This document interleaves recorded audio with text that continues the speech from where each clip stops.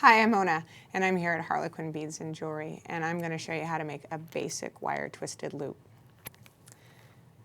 I'm going to use my needle nose pliers, well, chain nose pliers. Needle nose would have teeth, chain nose don't. I'm going to use my chain nose pliers and a piece of 22 gauge wire.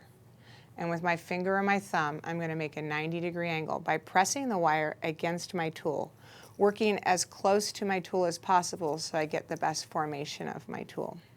Setting down my chain nose and picking up my round nose pliers, I'm going to make a circle. I'm going to use about the middle of my tool for this loop. If you were doing something smaller, you might want to use the very tip, or something larger, you might want to use the very rear of your tool. With my finger and my thumb, I'm going to guide the wire up and over the top of my tool as far as I can go without crisscrossing my wires. I'm going to take the wire completely off of the top part of my tool and put it onto the bottom, making sure I'm fully inserted. So I have room to take the small piece of wire across the bottom, so I've completed my circle.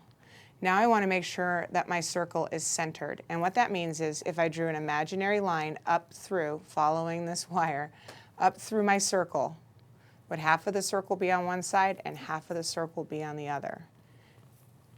In order to center it, you're just going to, with a firm grip and a loose wrist, roll it into the center so that it looks centered. Doesn't have to be totally centered, just as centered as possible.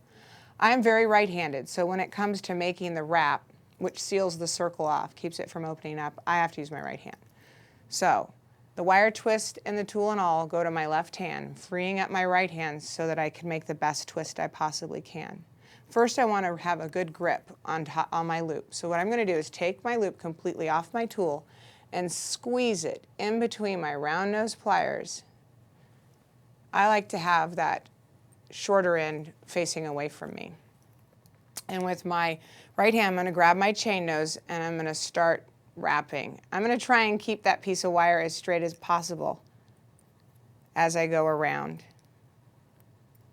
The first complete succession around sets you up for the next 2 to 3. And you want to make sure that it finds its home, which is the 90-degree angle. So you want to, if you need to, push it up.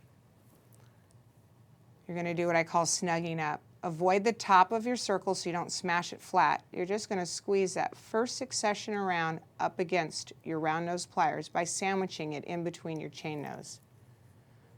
If you were to come around again and there was a lot of space between your first and second wrap, this would be a great way of making sure your coils were really nice and tight. You go about 2.5 times, and now I'm going to clip off this excess wire. You want to get as close as you can without cutting off your base wire or cutting in your coils or the top of your loop. So just get as close as you can. Then you're going to want to make sure that that little piece isn't sticking out that you just cut by giving it a little squish. And this is what you'll end up with. A piece of wire manipulated into a circle with the little tail end wrapped around to keep the circle from opening up. Thanks.